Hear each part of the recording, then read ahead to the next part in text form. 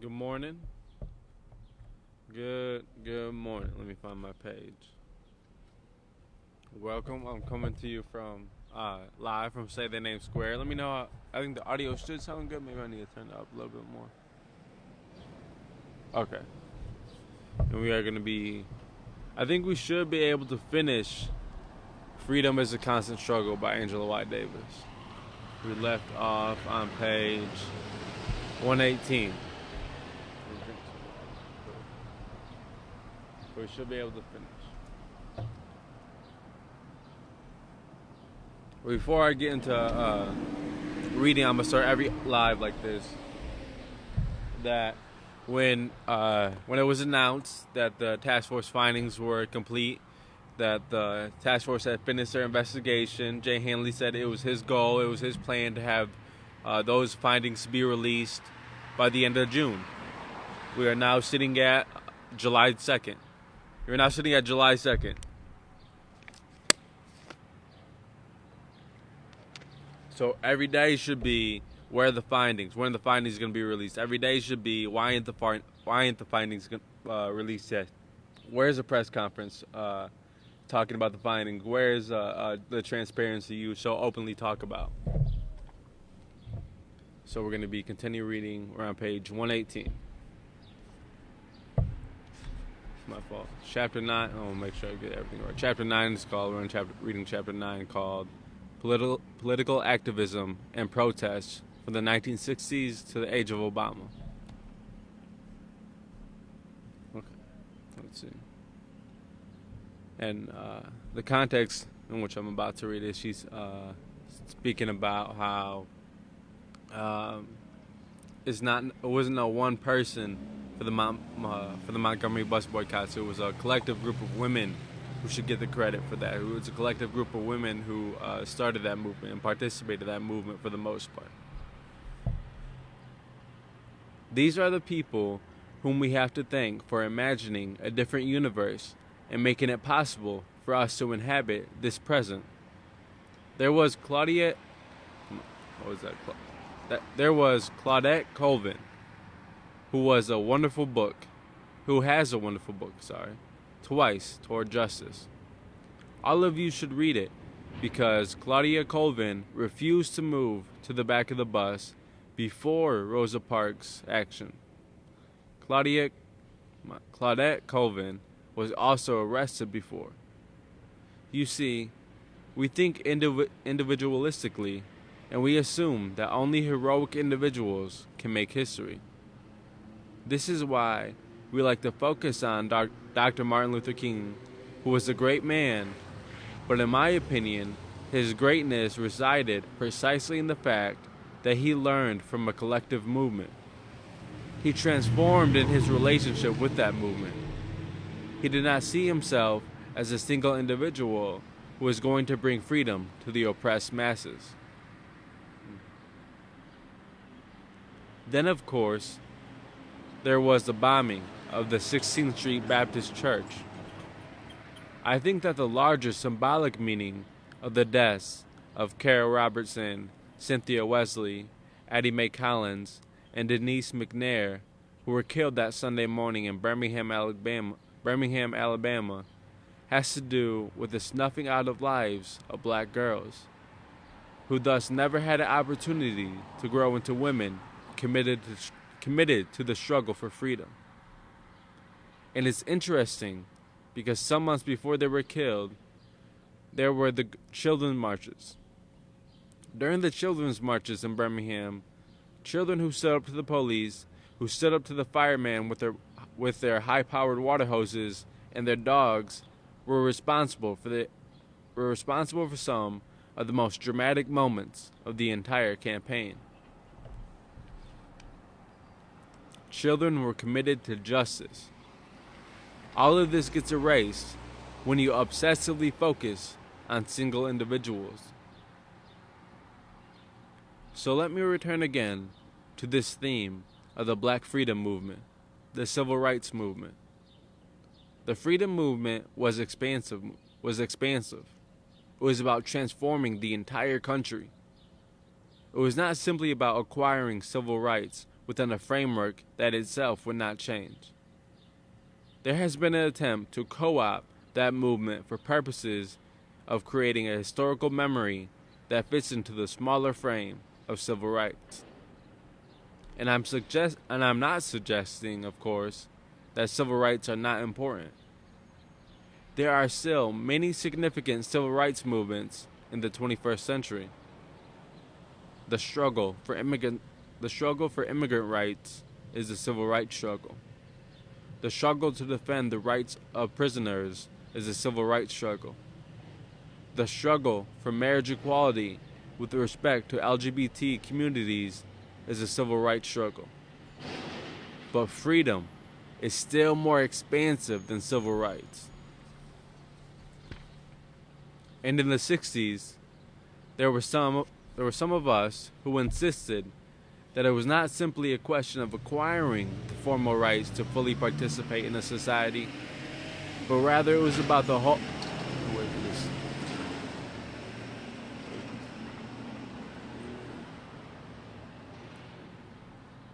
Okay. But rather it was about the 40 acres and the mule that was dropped from the abolitionist agenda in the 19th century.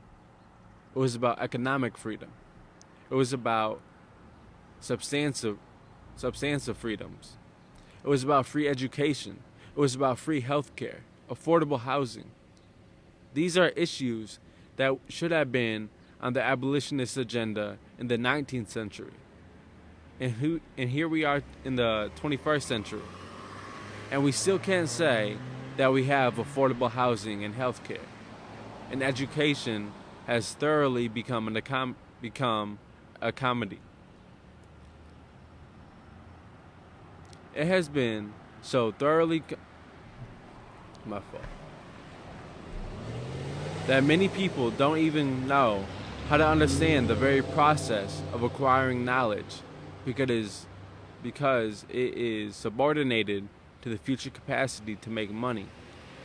So, it was about free education and free healthcare and affordable housing. It was about ending the racist police occupation of black communities. These were some of the demands raised by the Black Panther Party. I live in Oakland, California, the city where the Black Panther Party was created in 1966. We still have major issues with police racism and police violence.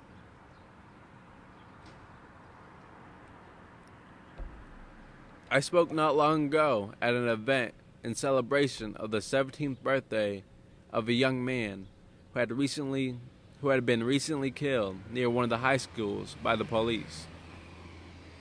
Then, let's remember that Trayvon Martin would also have been 18, right?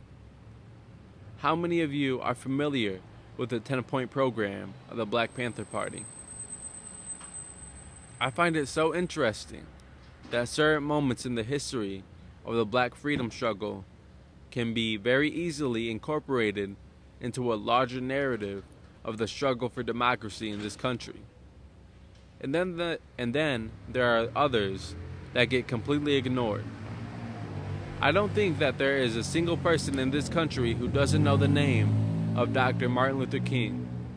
Probably very few people in the world who don't know his name.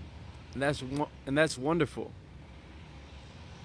Let me add that the new monument in Washington is really quite striking. I understand that they are going to remove the misquoted phrase that says, "I was the drum major for justice, peace, and righteousness." MLK actually said, "If you want to say I was a drum major, say I was a drum major for peace. Say that I was a drum major for justice, a drum major for righteousness."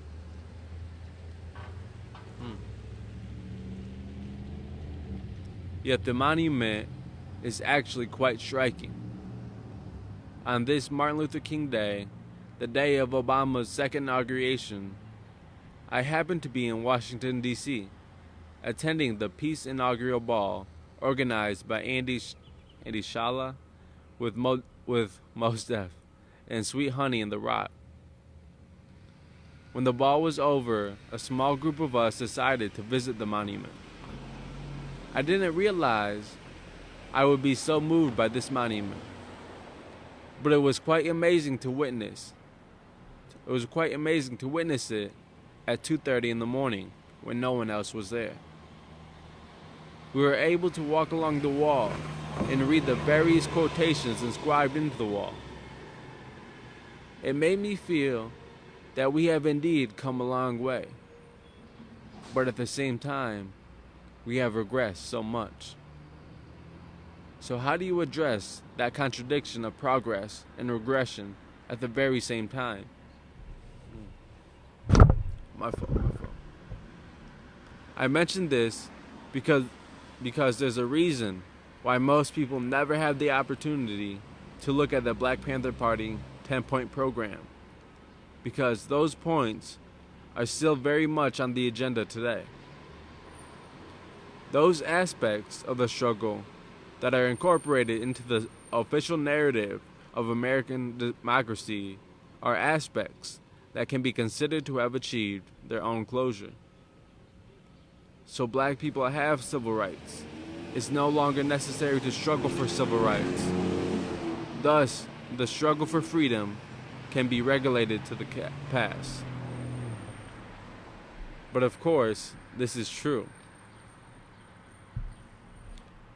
I was originally planning to read the 10 points, but I think I will ask you to Google 10-point program Black Panther Party, and you'll see among the 10 points, we want completely free health care for all black and oppressed people. Read this point now at a time when people are troubled about the health care program that Obama supported, which is better than nothing, I suppose, but not too much better than nothing. You will find also the points that say, we want freedom for all black and oppressed people now held in U.S. federal, state, county, city, and military prisons and jails. Now that we know that there are 2.5 million people behind bars, as Professor Kaplan pointed out, and that, according to Michelle Alexander, there are more black people incarcerated and directly under the control of correctional agencies in the second decade of the 21st century than there were enslaved in 1850.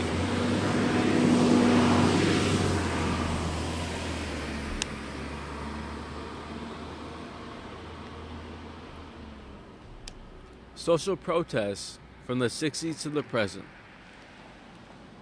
If we have a hard time grappling with history or acknowledging how we inhabit our histories, this trouble with history can also be seen in the way in which our current mass actions are often subjected to a media process, a mediated process of becoming stale news.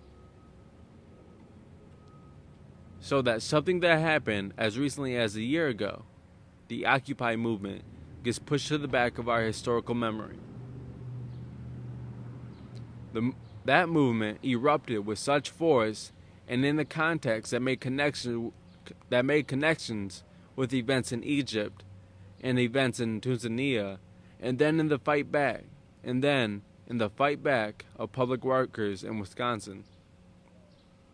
So clear, these connections were so clear at that time. And then there were encampments in every major city in this country, and a lot of small cities as well, and all over the world. I had just seen a video from around this time period about the original Occupy Rockford movement. I'm not sure I haven't done as much research on it as I should have, but it is crazy to think about that. There was a small thing here at that time. I'm not sure what their ideological beliefs were here. As a matter of fact, I personally had the opportunity to spend time at the Occupy site in Philadelphia. I, there was cheers and applause. Cheers and applause. I guess Philadelphia must be in the house. In New York, in Oakland, where we had this amazing, amazing march to shut down the ports. And then in Berlin and London, the Occupy movement contained and still contains so much potential. So I want us to think about the promises of that movement. We cannot assume that simply because the tents are no longer up,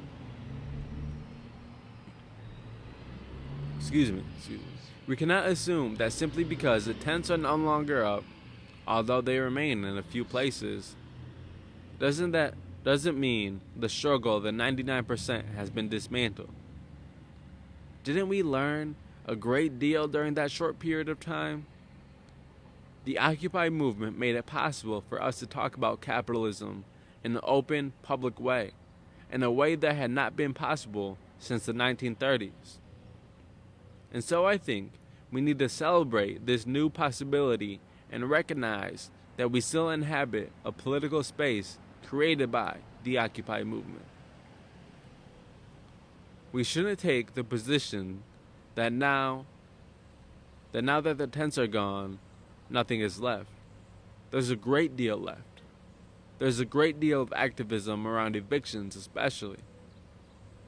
And then of course, more recently we witnessed the re-election of Barack Obama. By this time, everybody who may have been hoping that Obama was a messiah realized that he was simply the president of the United States of America. Simply the president of the racist, imperialist United States of America. And of course, we're all hoping that things will turn out better than this term. And of course, we're all hoping that things will turn out better during this term. But they won't if we don't stand up and do the work we're required to do. We learned a lot from that election. It was actually quite incredible, even more so than the first election. During the first election, most people were myopically focused on the individual who was the candidate, right? This time around, many of us were really afraid that the Republican candidate would win, which would mean disaster with respect to political issues. I remember saying to everyone, I am not going to sleep until I hear Romney's concession speech. I remember in 2000, I went to bed thinking Gore was the new president, but then woke up to an eight-year nightmare. Of course, Romney hadn't even written his concession speech. He had only written a victory speech, so it took a while. But what we learned was that people, young people, black people, Latinos, people that didn't allow the voter suppression measures to turn them away. People waited for 5, 6, 7 hours. They sometimes waited in line for 7 hours. You might have thought that this was the first election in a free South Africa. Let's not forget the exciting phenomenon that was this past election. It tells us something about our country and what we are capable of achieving.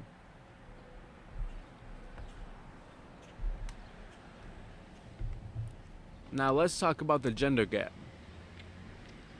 Many more women voted for Obama than men, 55 to 44.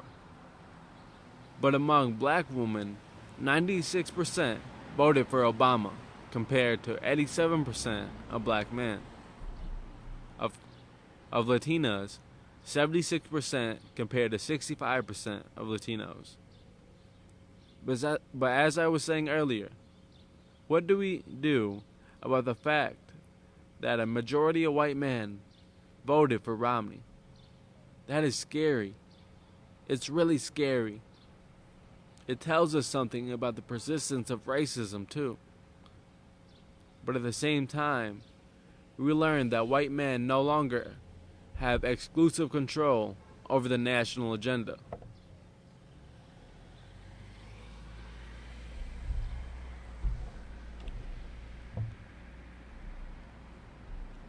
This is a major victory. Incidentally, if you are a white man, you don't necessarily have to identify with that collective, white men, about which I am speaking. I want now to reiterate a few things that I had said earlier about the campaign on immigrant rights. First of all, let me just say that, and this is a major critique of Obama. I have many critiques of Obama. I think Guantanamo Bay should have been shut down by now, and we should not have gone into Afghanistan. At the same time, I try to use a feminist approach that allows me to work the contradictions so I can be supportive of Obama, and I can also be extremely critical of him at the same time. Among other things, I am critical of the extent to which our political discourse has become so flat. For example, we can't even talk about working class people anymore. When did everyone become middle class? Even those of us who might objectively be middle class can still identify with the working class. There's something wrong with the fact that we cannot talk about the working class. I was talking about opening up the discursive terrain to be able to talk about capitalism. This means we have to reintroduce the working class into our discourses. Poor people. I mean, if you can't talk about the working class, how can you talk about poor people? How can you talk about unemployed people? How can you talk about all of the people who've been a part of a surplus populations created by global capitalism and the process of deindustrialization that first began to happen in the 1980s?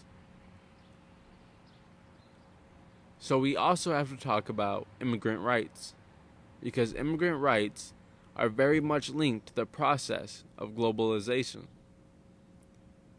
I think it's good that Obama is planning to push for immigrant rights, but it is about more than the DREAM Act. The DREAM Act is important, but it's a little drop in the bucket. It's hardly a beginning step. And let me say also, for those who are opposed to the DREAM Act, because it provides pathways to citizenship for people who are in the military. Again, you can't be opposed to the military and at the same time support the DREAM Act. Just as you can support gay rights within the military, and you can say at the same time, I want to dismantle the Pentagon.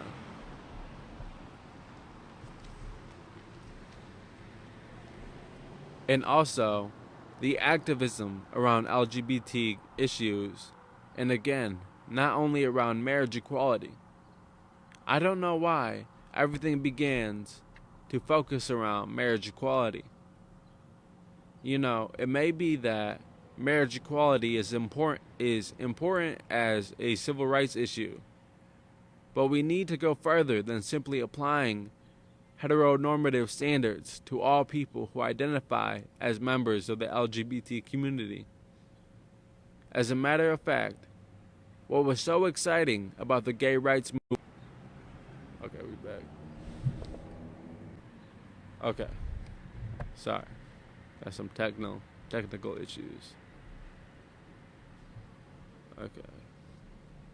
As a matter of fact, what was so exciting about the gay rights movement during its feminist phase, I would say, was its critique of marriage, especially since the institution of marriage was used as an ideological, oppressive way against black people during slavery, and then later.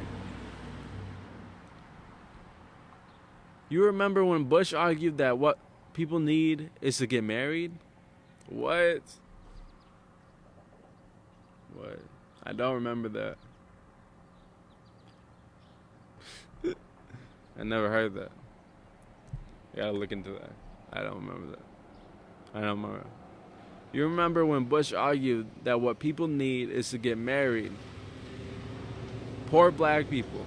All they need to do is get married, and suddenly all their problems are going to disappear. When I say a critique of marriage, I'm not talking about a critique of relations, of intimacy and emotional connections, and the ties that we feel with people with whom we would like to spend our lives with. That's not what I'm talking about. I'm talking about the institution as a capitalist institution that's designed to guarantee the distribution of property. We should also in our activism incorporate strategies to minimize Islamophobia and xenophobia.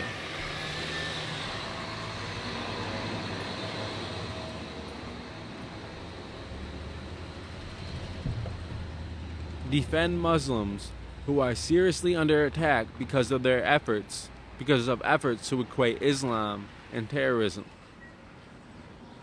And even people who have little to do with Islam are under attack. People have been killed because their turbans have been misread as Muslim. And as I said before, immigrant rights are so important, and it's not just about the DREAM Act and path to citizenship. It's about welcoming people who do so much of the labor that fuels the economy, the agriculture labor, the service labor, people who perform the labor that black people used to perform. They should be considered a part of black history and a part of the black freedom struggle. And then, if I had time, I would talk about issues of disability. But I'm beyond my time now. So I'll just tell you what I would have talked about had I had more time. I would have said something about food politics and the capitalist production of food that has made so many people ill and has created so much suffering for so many animals. I would have talked about Palestine to a greater extent. And it seems to me that the black freedom struggle gets extended in many ways in the 21st century. And those of us who identify with the struggles of black people for freedom in the United States of America should clearly identify with our Palestinian sisters and brothers today. Finally, however we might want to engage in progressive and transformative activism, there is one principle we should remember. This principle is associated with Dr. Martin Luther King and should be the slogan of all our movements. Justice is indivisible. Justice is indivisible. Injustice anywhere is a threat to justice everywhere.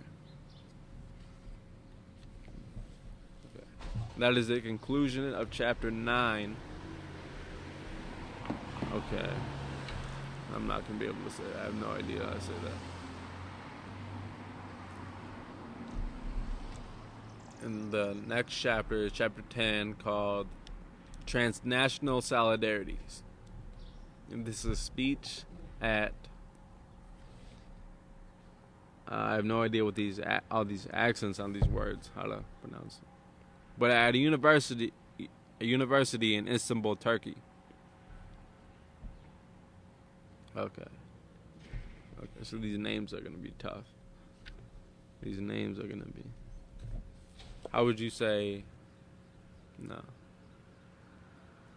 I'm going to go Hrant Dink remains a symbol of the struggle against colonialism, genocide, and racism.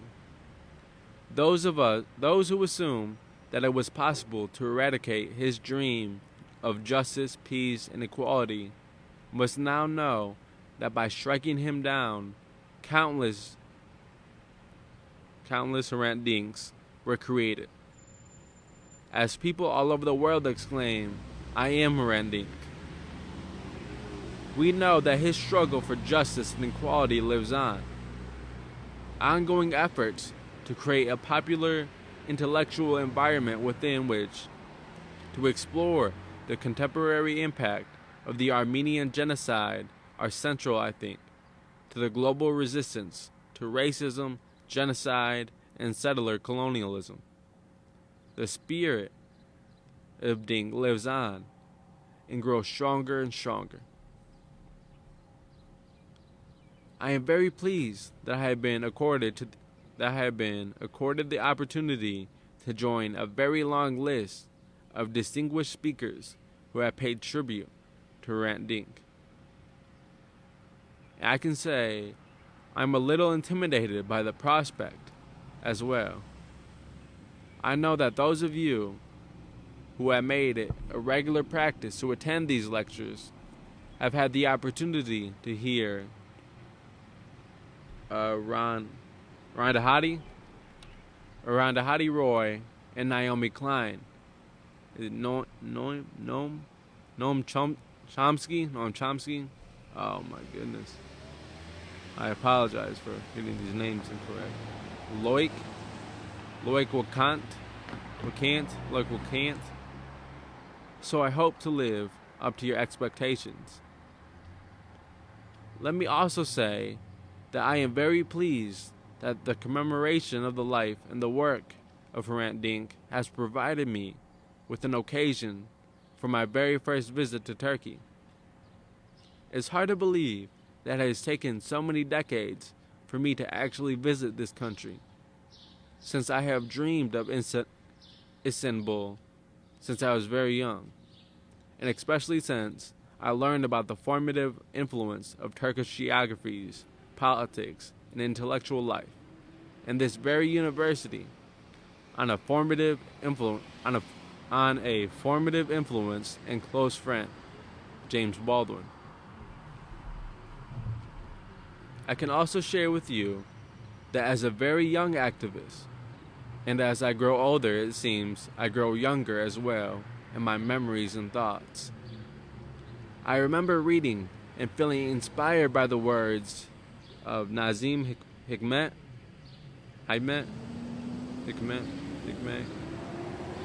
As in those days, every good communist did. And I can say that when I myself was imprisoned, I was encouraged and emboldened by messages of solidarity and by various descriptions of events organized on my behalf here in Turkey. As I said, I can't believe this is my first trip to Turkey. When I was in graduate school in Frankfurt, my sister made an amazing trip to Turkey. So I'll have to tell her that I finally caught up with her 50 years later. And since this is my first trip to Turkey, I would like to thank all of those who personally joined the campaign for my freedom in those days, or whose parents were involved, or perhaps whose grandparents were involved in the international movement for my defense.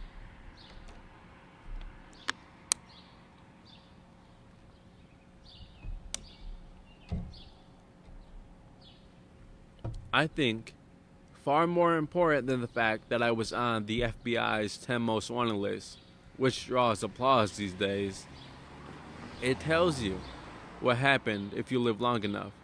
The transformative power of history is that vast international campaign that achieved what was imagined to be unachievable. That is to say, against all odds, we won in our confrontation with the most powerful figures in the U.S. at that time. Excuse me. Let's not forget that Ronald Reagan was the governor of California, Richard Nixon was the president of the United States, and J. Edgar Hoover was the head of the FBI. Often people ask me how I would like to be remembered. My response is that I really am not that concerned about ways in which people might remember me personally. What I do want people to remember is the fact that the movement around the demand for my freedom was victorious. It was a victory against insurmountable odds, even though I was innocent. The assumption was that the power of those forces in the U.S. was so strong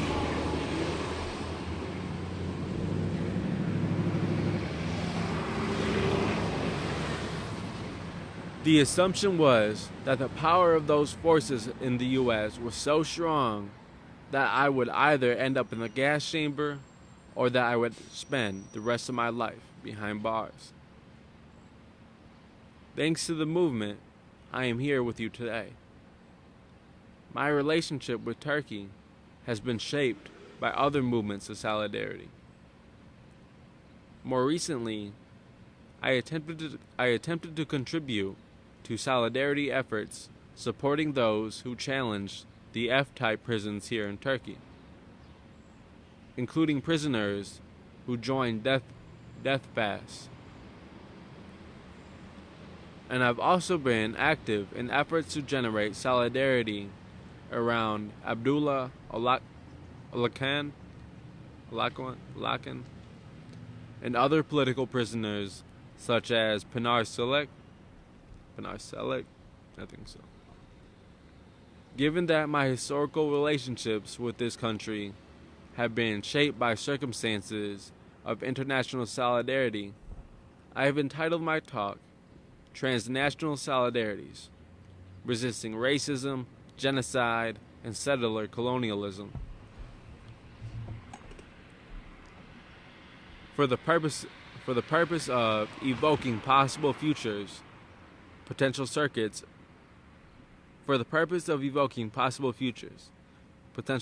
connecting movements in various parts of the world, and specifically in the U.S., Turkey, and occupied Palestine. The term genocide has usually been reserved for particular conditions defined in accordance with the United States Convention on the Prevention and Punishment of the Crimes of Genocide, which was adopted on December 9, 1948, in the aftermath of the fascist scourge during World War II. Some of you are probably familiar with the wording of that convention, but let me share it with you. This is in quotes. This is a quote of that wording. Any of the following acts committed with intent to destroy, in whole or in part, a national, ethnic, racial, or religious group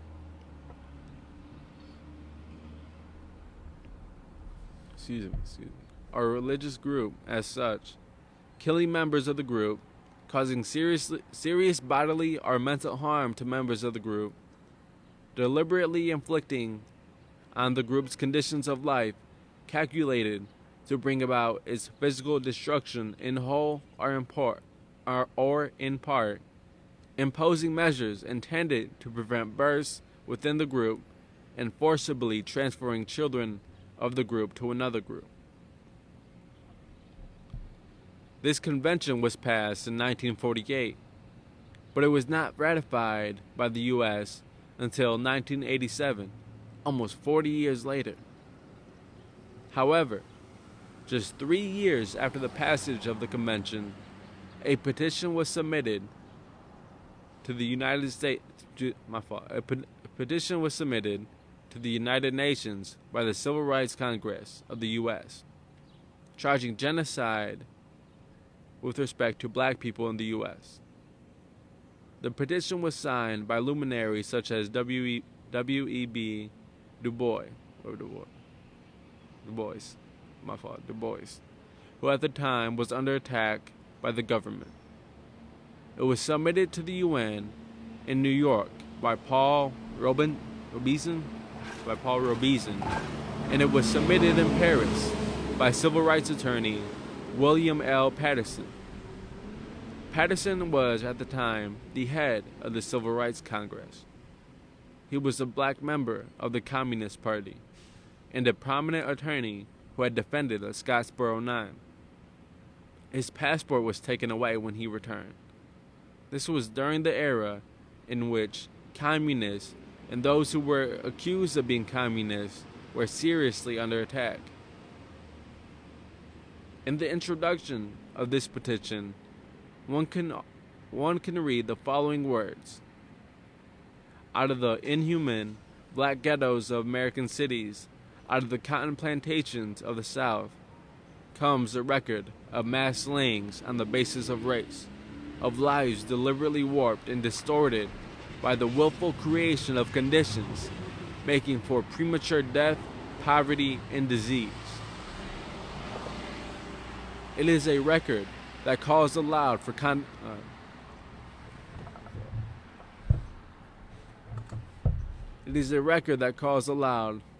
condemnation, for an end to those terrible injustices that constitute a daily and ever-increasing violation of the United Nations Convention on the Prevention and Punishment of the Crime of Genocide.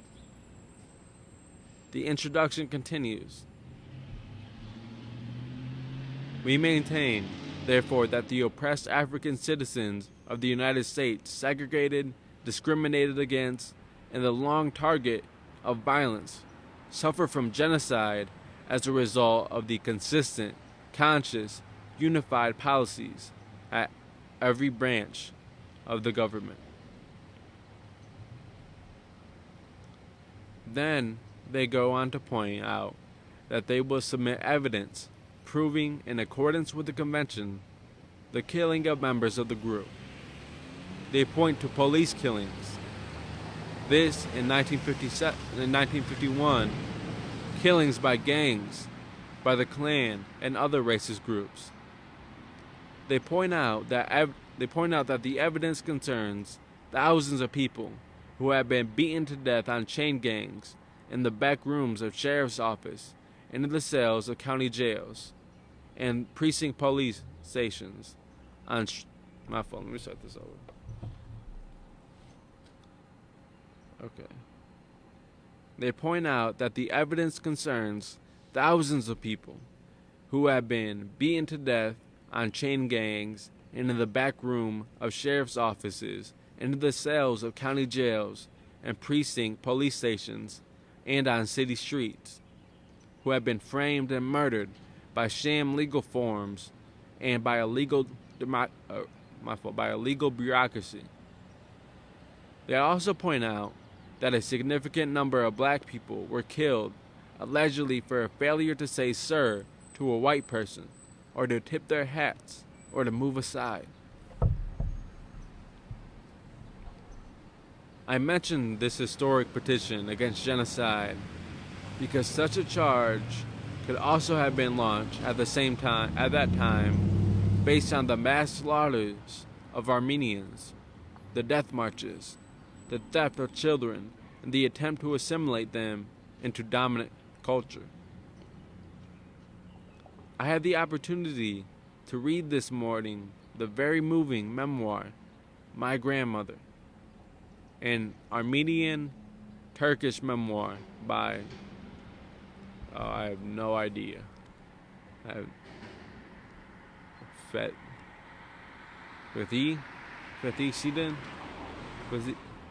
Creedon. I'm certain everyone in this room has read the book. I also learned that as many as 2 million Turks might have at least one grandparent of Armenian heritage, and that because of prevailing racism, so many people have been prevented from exploring their own family histories. Reading My Grandmother, I thought about the work of a French Marxist anthropologist whose name is Claude Mielasso. This imposed silence with respect to ancestry reminded me that his definition of slavery was the concept of social death at its core. He defined the slave as subject to a kind of social death, the slave as a person who was not born. Of course, there's grave collective psychic damage that is a consequence of not being acknowledged within the context of one's ancestry. Those of us of African descent in the U.S. of my age are familiar with that sense of not being able to trace our ancestry beyond, as in my case, one grandmother. Wow. Deprivation of ancestry affects the present and the future. Of course, my grandmother details the process of ethnic cleansing, the death march, the killings of the gendarmes, the fact that when they were crossing a bridge, the grandmother's own grandmother threw two of her children in the water and made sure they had drowned before she threw herself into the water. Wow. And for me, the scene so resonated with historical descriptions of slave mothers in the U.S. who killed their children in order to spare them from the violence of slavery. Toni Morrison's novel, Beloved, for which he received the Nobel Prize, is based on such narrative, the narrative of Margaret Garner. I also evoke the genocide petition of 1951 because so many of the conditions outlined in that petition continue to exist in the U.S. today. This analysis helps us to understand the extent to which contemporary racist states contemporary racist state violence in the U.S. is deeply rooted in genocidal histories, including, of course, the genocidal colonialization of indigenous inhabitants of the Americas.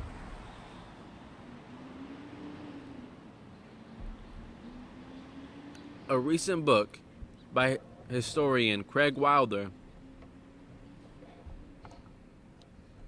addresses the extent to which the Ivy League universities, the universities everyone knows all over the world, you mentioned the name Harvard, and that is recognizable virtually everywhere in the world.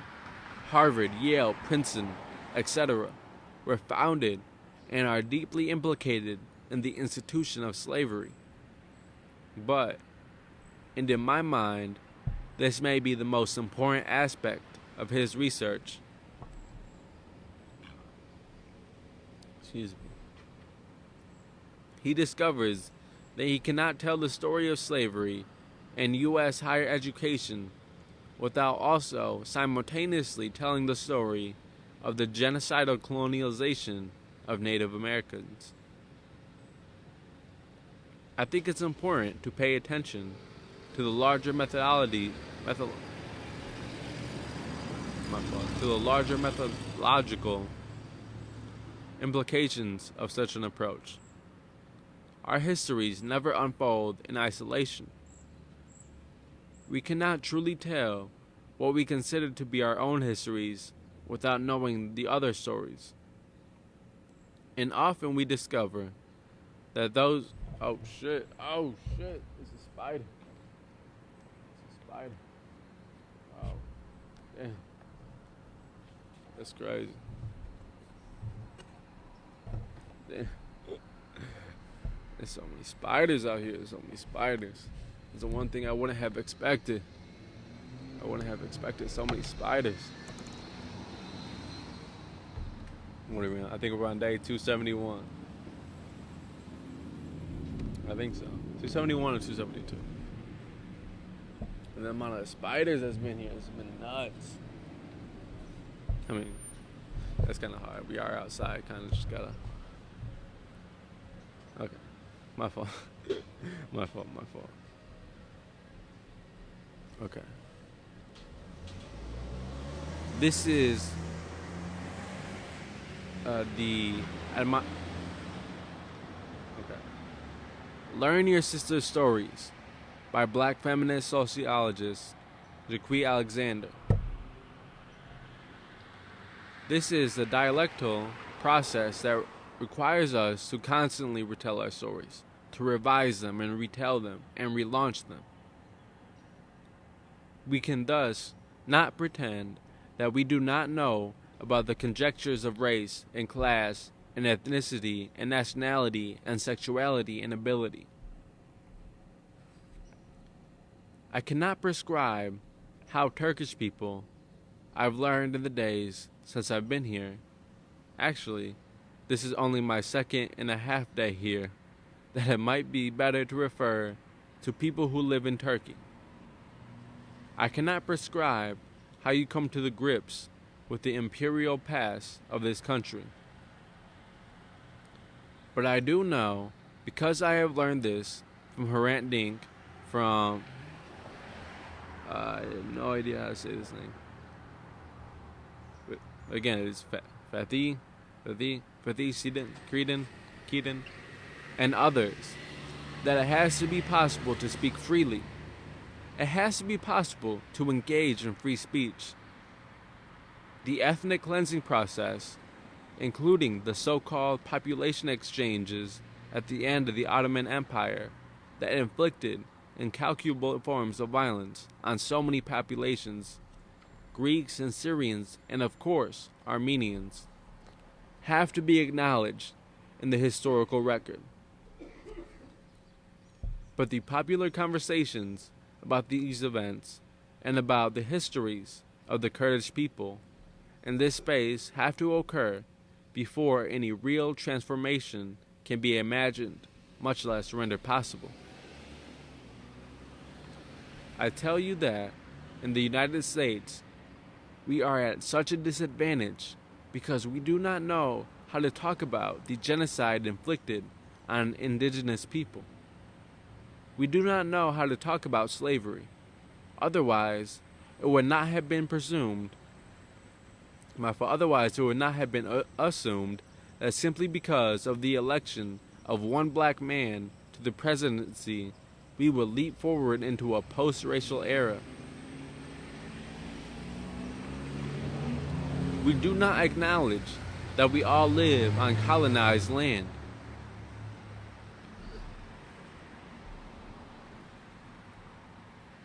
And in the meantime, Native Americans live in impoverished conditions on reservations. They have an extremely high incarceration rate. As a matter of fact, per capita, the highest incarceration rate, and they suffer disproportionately from such diseases such as alcoholism and diabetes. In the meantime, sports teams still mock indigenous people with racial derogatory names like the Washington. Oh, that's crazy that you bring up the Washington football team, because it is now called the Washington football team. I think I saw a story is they're ready to roll out their new name and their new branding and everything this year. It's the same type of thing about the baseball team in Cleveland. And while we're talking about this, I think that we should say that it is disrespectful and harmful for that the sheriffs have that patch on their shoulder.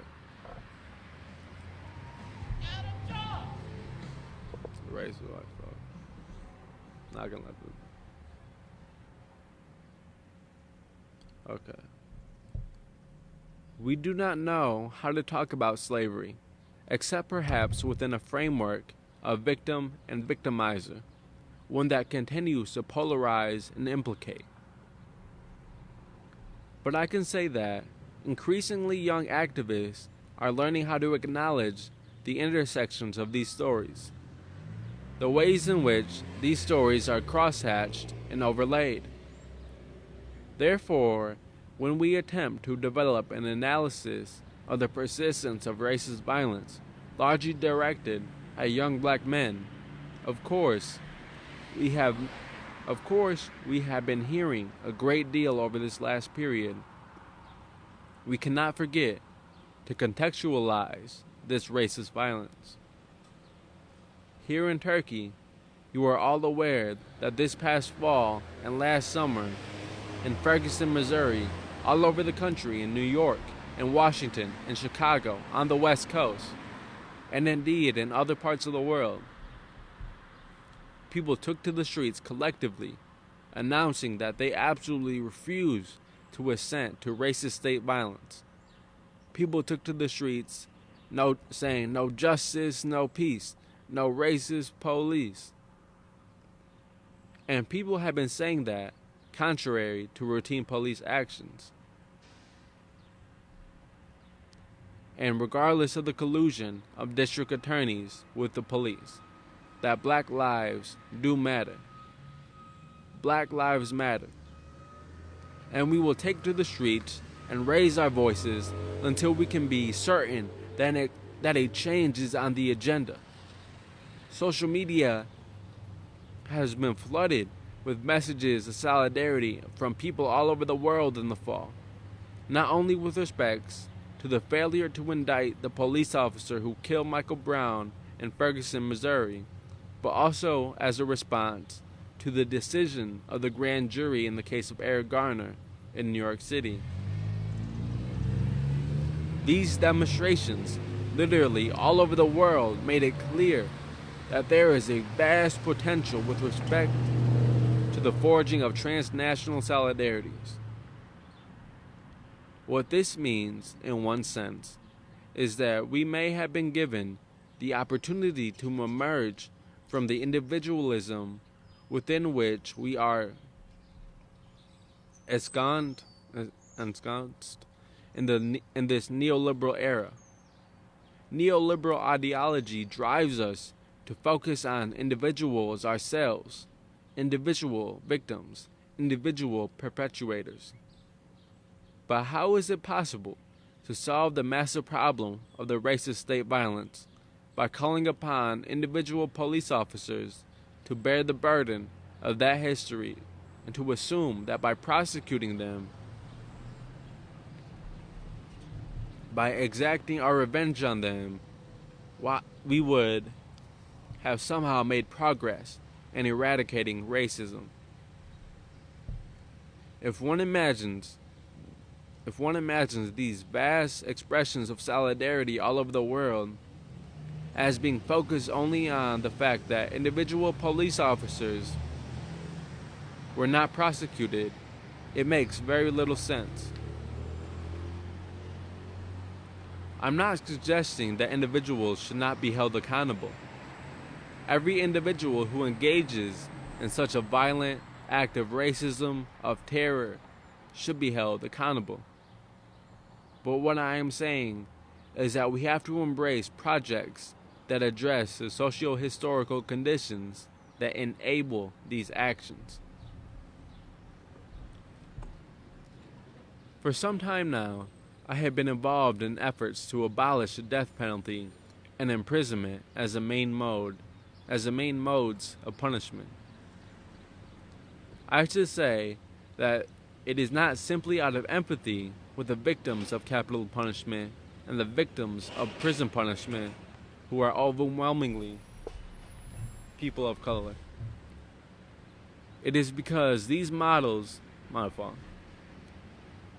it is because these modes of punishment don't work.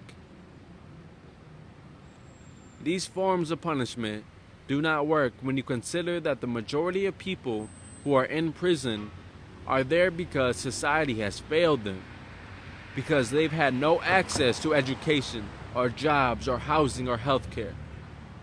But let me say that criminalization and imprisonment cannot solve other problems. They do not solve the problem of sexual violence either. Carceral feminism, which is a term that has begun to circulate recently, carceral feminists, that is to say, feminisms that call for the criminalization and incarceration of those who engage in gender violence, do the work of the state.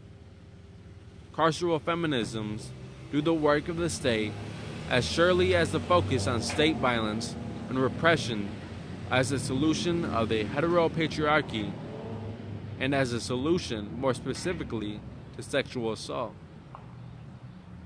But it does not work for those who are directly involved in the repressive work of the state either. As influenced as many police officers may be the racist, as influenced as many police officers may be by the racism that criminalized communities of color, and this influence is not limited to white police officers. Black police officers and police officers of color are subjected to the same way in which racism structurally defines police work. But even as they may be influenced by this racism, it was not their individual idea to do this.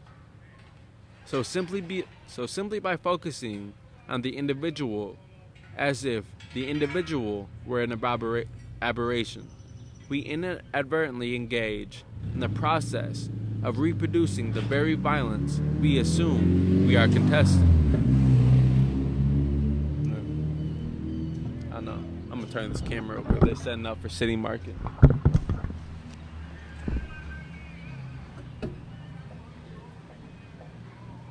Setting up for City Market. It's a Friday. It's a Friday. They're all setting up for City Market. Keep in mind, this whole road is gonna be closed today. This whole road is gonna be closed today, and there's not but 3 food trucks that are right outside the City Market area. But this whole road closed. This whole road closed. That reminds me, I gotta check if I got a warrant. Damn. That's crazy. That's crazy. Gotta check and see if I got a warrant.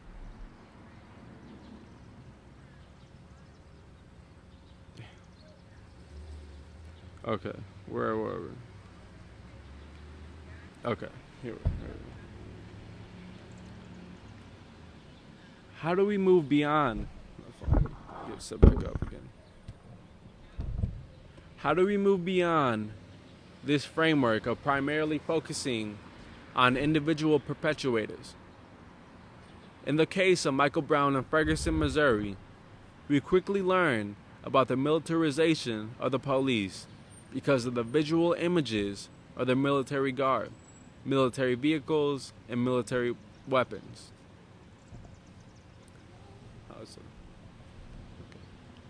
The militarization of the police in the U.S., of police forces all over the country,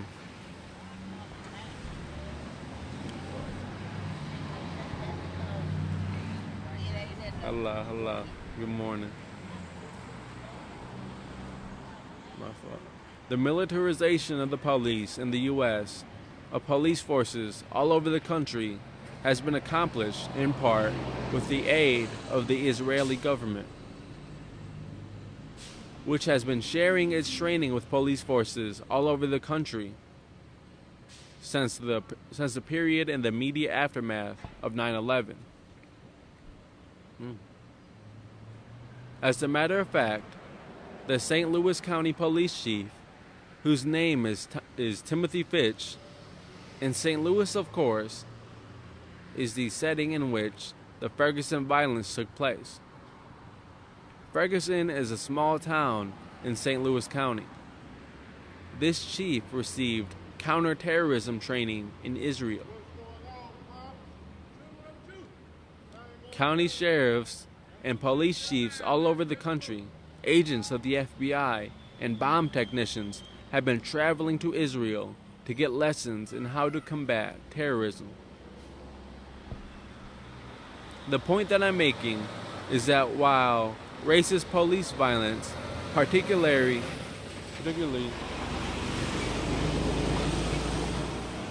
particularly, damn, I lost my spot. Okay, particularly against black people, has a very long history, going back to the era of slavery. The current context is absolutely decisive. And when one examines the ways in which racism has been further reproduced and complicated by the theories and practices of terrorism and counterterrorism, one begins to perhaps envision the possibility of political alliances that will move us in the direction of transnational solidarities. What was interesting during the protests in Ferguson last summer was that the Palestinian activists noticed from the images that they saw on social media and on television that tear gas canisters were being used in Ferguson were exactly the same way tear gas canisters were used against them in the occupied Palestine. As a matter of fact, a U.S. company, which is called Combined Systems Incorporated, stamps CTS, Combined Tactical Systems, on their tear gas canisters. When Palestinian activists noticed these canisters in Ferguson, what they did was to tweet advice to Ferguson protesters on how to deal with the tear gas. They suggested, among other things, don't keep much distance from the police. If you're close to them, they can't tear gas, because they would be tear gassing themselves. There was a whole series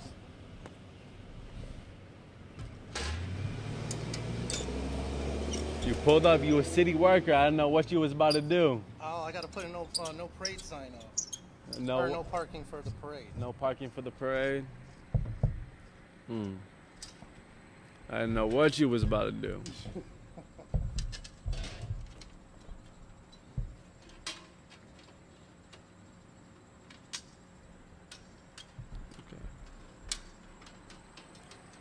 There was a whole series of really interesting comments for the young activists in Ferguson who were probably confronting tear gas for the first time in their lives.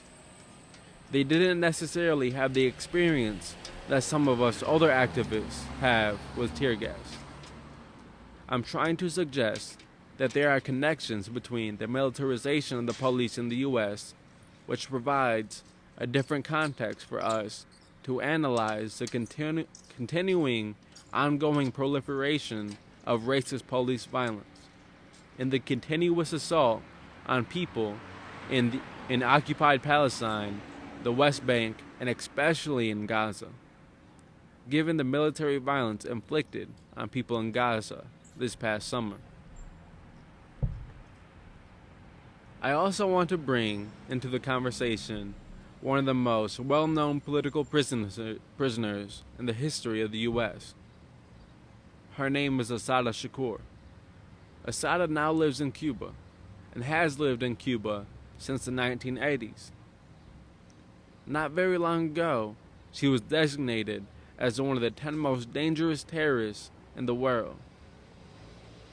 And since it was mentioned that I was on the FBI's 10 most wanted list, I would like you to think about what would motivate the decision to place this woman, Assata Shakur, on that list.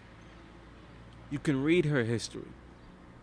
Her autobiography is absolutely fascinating. She was falsely, fraudulently charged with a whole range of crimes. I won't even mention them. You can read about it in her biography. She was found not guilty on every single charge except the very last one. I wrote a preface to the second edition of her autobiography. Assata, who is actually younger than I am by a few years, is in her late 60s now. It's so loud. She has been leading a productive life in Cuba, studying and teaching and engaging in art. So why would Homeland Security suddenly decide that she is one of the 10 most wanted terrorists in the world. This retroactive criminalization of the late 20th century black liberation movements through targeting one of the women leaders at that time who was so systematically pursued is, I think, an attempt to deter people from engaging in radical political struggle today.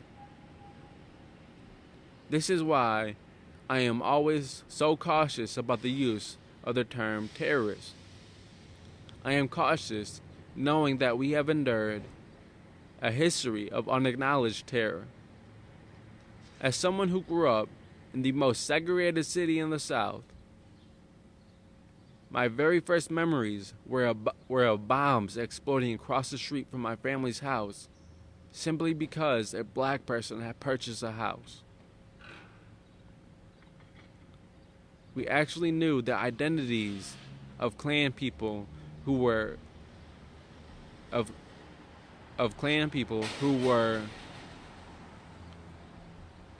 me start the sentence over. We actually knew the identities of the Klan people who were bombing houses and bombing churches. You may be familiar with the bombing of the 16th Street Baptist Church that happened in 1963, when the 4 young girls who were all very close to my family died. But you should know that this was not an unusual occasion. Those bombings happened all the time. Why has this not been acknowledged as an era of terror? So I'm really cautious about the use of that term, because there is almost always a political motivation. Let me say, as I move toward my conclusion, that I want to be a little bit more specific about the importance of feminist theory and analysis. I'm not simply speaking to the women in the audience, because I think feminism provides a methodological guidance for all of us who are engaged in serious research and organized activist work. Good morning. Feminist approaches urge us to develop understanding of social relations, whose connections are often initially only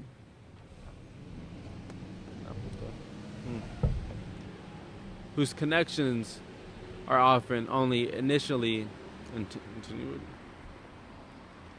Everyone is familiar with the slogan, "The personal is political." Not only that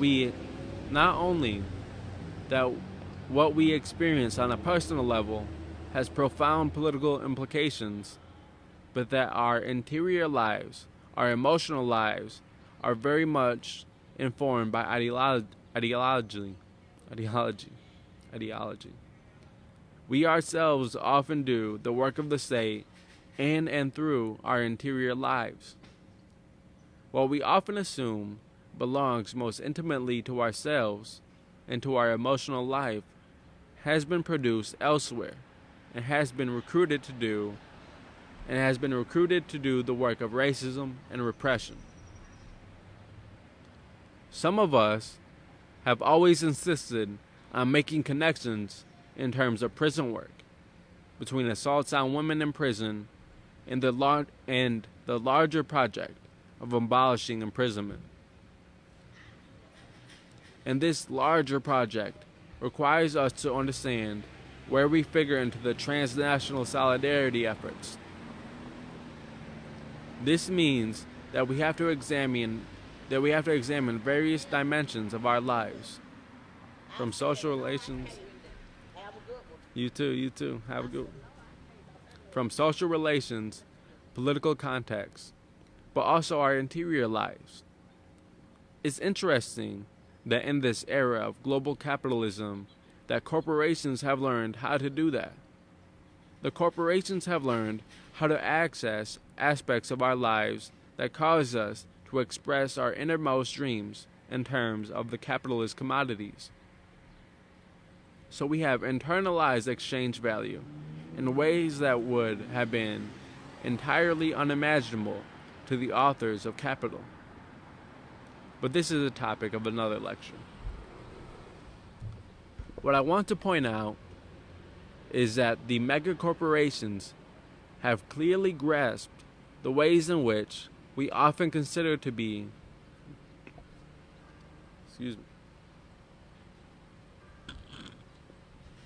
ways in which we often consider to be disparate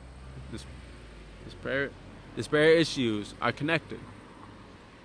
One such corporation, G4S, which is the largest security corporation in the world, and I evoke G4S because I am certain that they will attempt to take advantage in France of the current situation in a way that evokes Naomi Klein's analysis of disaster capitalism.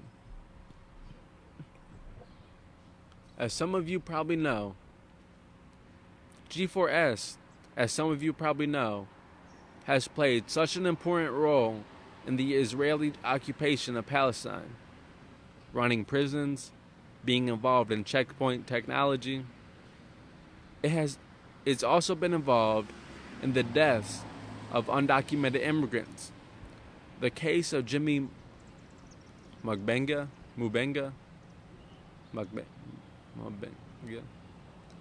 is important.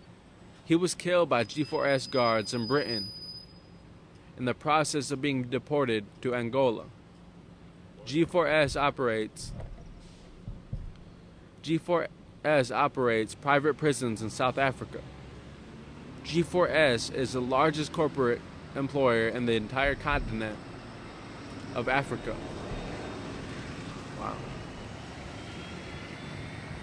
G4S, this mega corporation that is involved in the ownership and operation of prisons, that provides armies with weapons, that provides security for rock stars, also operates centers for abused women and for young girls at risk.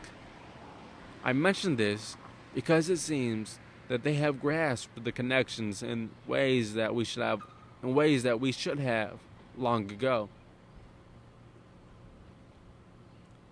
Speaking of corporations, I heard that students have successfully protested Starbucks. Is today the last day This is nuts. Is today the last day Starbucks will be available on this campus? Hallelujah. Especially since Turkish coffee far exceeds what Starbucks could ever hope for. My last example is also an example from the US, but it reflects a global pandemic from which no country is exempt. I'm referring to sexual violence, sexual harassment, sexual assault. Intimate violence is not unconnected to state violence. Where do perpetrators of intimate violence learn how to engage in the practices of violence? Who teaches them that violence is okay? But this is, of course, another question. I do want to evoke the case of a young woman by the name of Marissa Alexander. You know the names of Michael Brown and Eric Garner. Add the name of Marissa Alexander to that list. A young black woman who felt compelled to go to the extremes to prevent her abusive husband from attacking her. She fired a weapon in the air. No one was hit, but in the very same judicial district where Trayvon Martin, you remember his name, was killed, and where George Zimmerman, his killer, was acquitted. Marissa Alexander was sentenced to 20 years for trying to defend herself against sexual assault.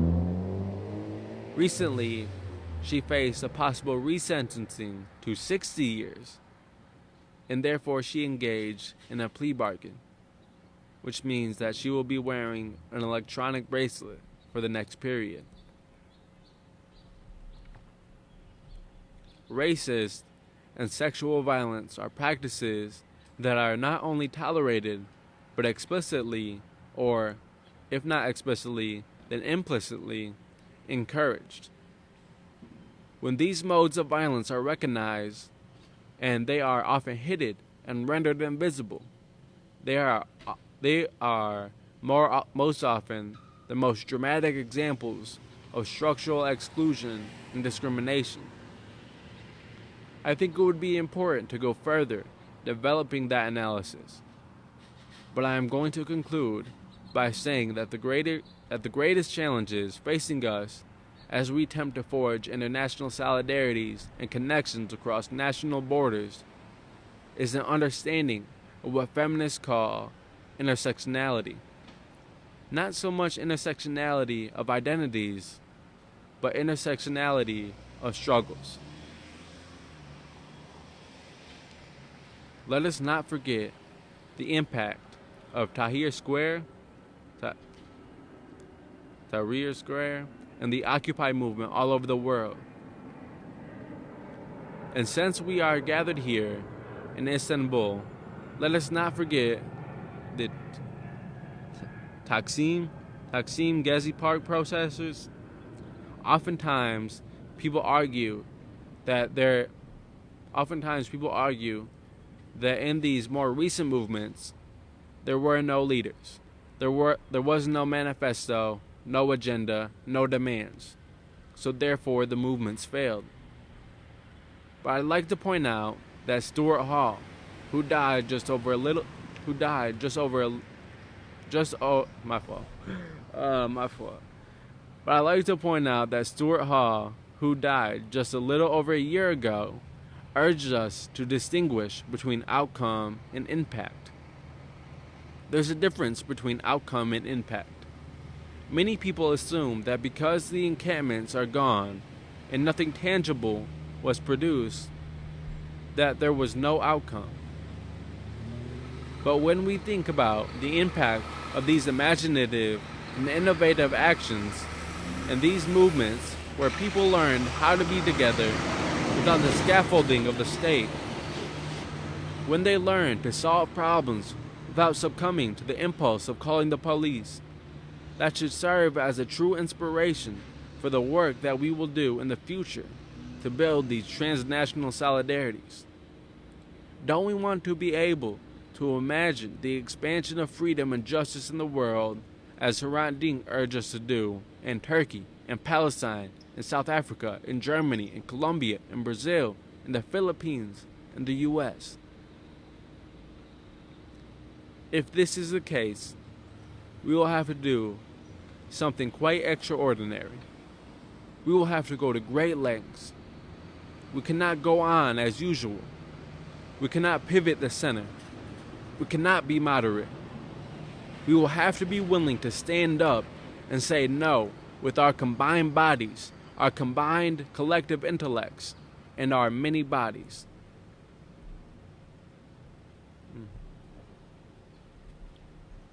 That is the end. That is the end of this chapter, and that is the end of this book. Excellent book. All the way around. Excellent book.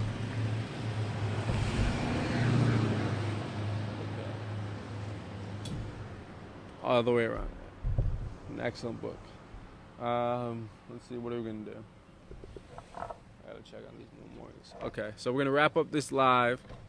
Maybe do a live later on in the day and talk about the takeaways of the book in general.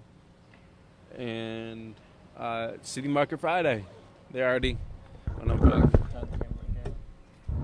already setting up in small ways. So City Market Friday. We outside.